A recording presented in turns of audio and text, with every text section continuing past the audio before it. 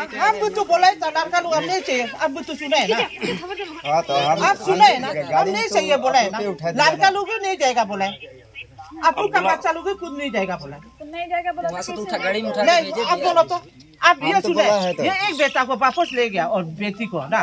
बेटी को हम वापस उसको भी हम बुला के दिए और बेटी को भाग रखा हम जबरदस्ती छोटा बच्चा वाला को हम नहीं ले जाएगा नहीं ले गया ना आपको तो फोन करता है तो आप तो बोलता है काको को बोलो काको को फोन करता है तो काको बोलता है नहीं कौन है काको काको में रहने और हम लड़का लोग को आप भी सुने हम तो बोले है ना जबरदस्ती हम नहीं चाहिए बोले लड़का लोग नहीं माना तो इतना दूर ले गया ईटानगर के पास आपको पूछो अभी सबको सुनो हम जबरदस्ती लड़का को लेके गया था वहाँ नहीं से गया लड़का लोग फोन करने आपने कहीं आया था अभी याद को बोला हम तो बोल अब तो एनएम का पिताजी है ना देखो हम लड़का लोग को भी बोला है तुम लोग को हम नहीं चाहिए वापस ले जाओ हम गणेश को भी कितना बोला है अब सुने है ना हम तो सुना है हम लेकिन जबरदस्ती हम भी तो नहीं गया ना बोला रहा ना उसका माँ भी मर गया उसका माँ भी मर गया भेज दीजिए साइमन को बोल के बोला है बच्चा लोग को तो भी तो दुर्गा पूजा के कितना आगे से बोला है बच्चा वो को भी तो कुछ नहीं ले जा रहा नहीं ले गया हमको मालूम नहीं है ना तो हम नहीं चाहिए আমি জনামতে প্ৰায় 1 ঘণ্টামান আগত গাড়ী এখন আহিছে এন্টি হিউমেন ট্ৰেফিকিং ডিপাৰ্টমেণ্টৰ আৰু আটাইতকৈ উল্লেখনীয় কথাটো হৈ গৈছে এইটো চাংলাং থানাৰ অচিৰ গাড়ী বোলে আৰু তাতে কনষ্টেবল এজন চলাই পেলাই এই গাড়ীটো লৈ আহিছে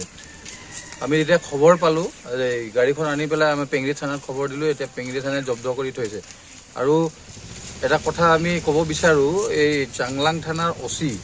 অচিজনৰ মিছেছ তেখেতৰ ঘৈণী স্বয়ং ইয়াতে আহি উপস্থিত হৈছে হা আৰু তেখেতৰ লগত আৰু এগৰাকী মহিলা আছে আৰু এই ড্ৰাইভাৰজন বোলে কিবা কনষ্টেবল অৰুণাচলৰ চাংলাং থানাৰ বোলে তো এইটো একেবাৰে ইলিগেল কাম কৰিছে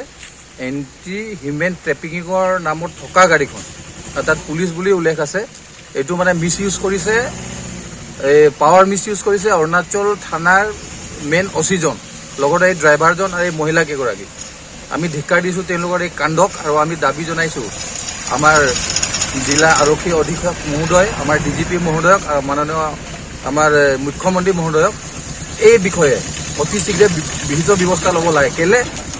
আমি এতিয়াৰ পৰা আমি চাবলৈ গ'লে পেংগিৰি অঞ্চলৰ বিভিন্ন এলেকাৰ পৰা মানে আমাৰ যিখিনি সহজ সৰল অভিভাৱকসকল আছে তেওঁলোকক প্ৰলোভন দি পেলাই মাহেকত 3,000 4,000 টকা দিম বুলি কয় এই বাচ্চাবোৰক তেওঁলোকে চাইল্ড লেবাৰ হিচাপত ব্যৱহাৰ কৰি আহিছে আৰু কিছুদিন আগতে আমাৰ ৰাচি লাইন পেংগিৰি বাগানৰ ৰাচি লাইনৰ ছোৱালী এগৰাকী আত্মহত্যা কৰিলে এনেকুৱা বহুত অত্যাচাৰ মানসিক শাৰীৰিক কৰে আমি বিভিন্ন সময়ত এনেকুৱা অভিযোগবোৰ পাই আহিছোঁ সেইকাৰণে আমি দাবী জনাইছোঁ যিকেইটা বাচ্চা তেওঁলোকে লৈ গৈছে অৰুণাচলত ইটানগৰ চাংলাং ক'ত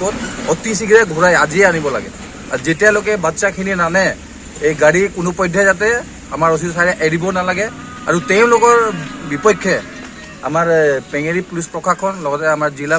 পুলিচ প্ৰশাসন আৰু ডিজিপি মহোদয়ে অতি শীঘ্ৰে যাতে ব্যৱস্থা গ্ৰহণ কৰক সেইটো কাৰণে আমি আটছা তৰফৰ পৰা দাবী জনাইছোঁ আৰু লগতে আমাৰ লগত আশাও আছে চামদ্দুৰ সংঘৰ বিষয়ববীয়াসকলো আছে